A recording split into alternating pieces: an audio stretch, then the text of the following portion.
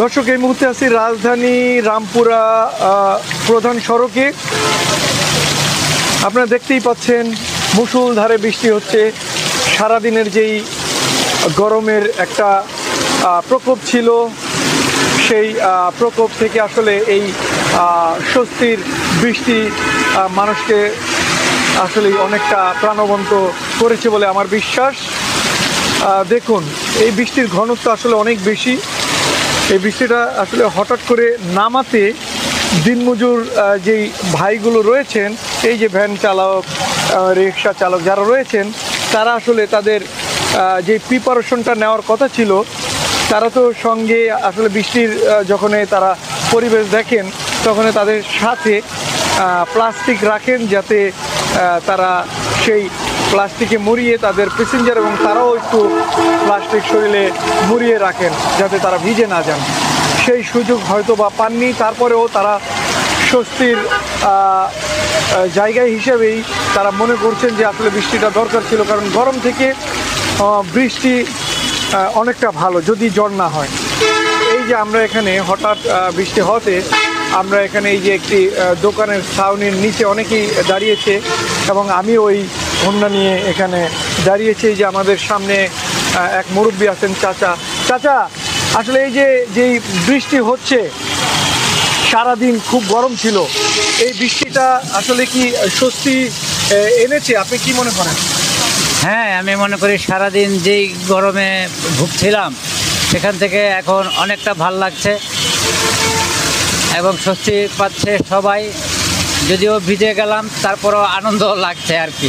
হ্যাঁ, যেহেতু সারাদিন খুব গরম আমরা অনুভব করেছি, এখন আসলে এই যে যেই বৃষ্টিটা দেখা যাচ্ছে, খুব শান্তি লাগছে।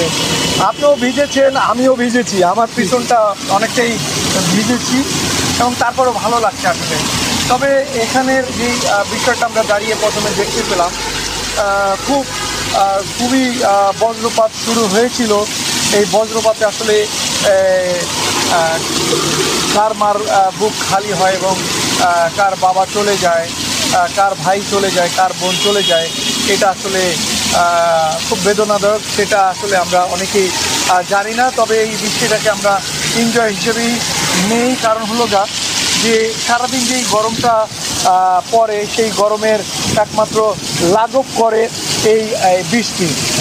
এই বৃষ্টি না হলে আসলে এই রাজধানীবাসী গত কয়েকদিন বৃষ্টি হয়েছিল, সবাই খুব ভালোভাবেই সময়টি কাটিয়েছিল, কিন্তু দিনমজুররা একটু কষ্টে ছিল। তারা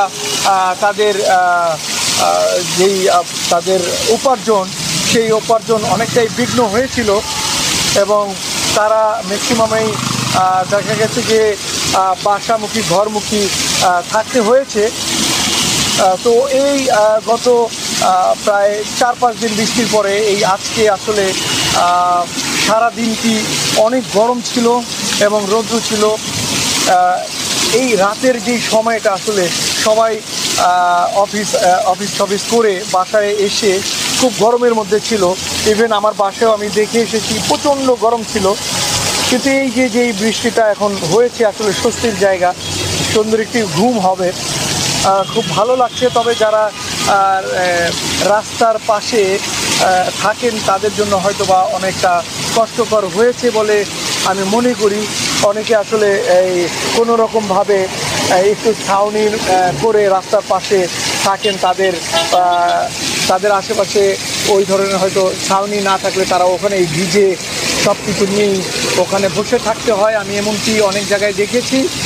তবে আমি মনে করি যে এখানে যে কোনো বিষয়ই যখনই হয়, ওটার আসলে নেগেটিভ পজিটিভ দুটোই হয়।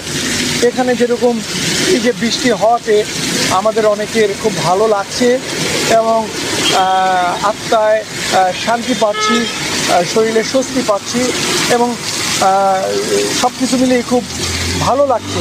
কিন্তু আমাদের বিপরীতে আসলে যারা এই রাস্তার পাশে শুয়ে থাকেন, এবং যারা বিভিন্ন বস্তির মতো খুপড়ি করে থাকেন, তাদের জন্য আসলে এই বৃষ্টিটা আবার তাদের জন্য একটু কষ্টের কারণ হয়ে দাঁড়ায়।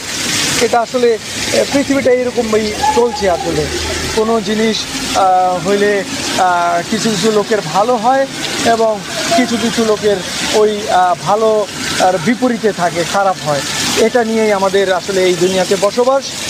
যাই হোক, আলহামদুলিল্লাহ যে বৃষ্টি হচ্ছে মুষলধারে, তবে এই যে বজ্রপাত এটা যাতে না হয় এবং কারো মায়ের কুল যাতে খালি না হয়, কারো ভাই যাতে এটায় ক্ষতিগ্রস্ত না হয়, কারো বাবার যাতে এটাতে প্রাণ হারাতে না হয়, সেই প্রত্যাশা রেখে আমি আজকে এই রামপুরার প্রধান সড়ক থেকে বিদায় নিচ্ছি।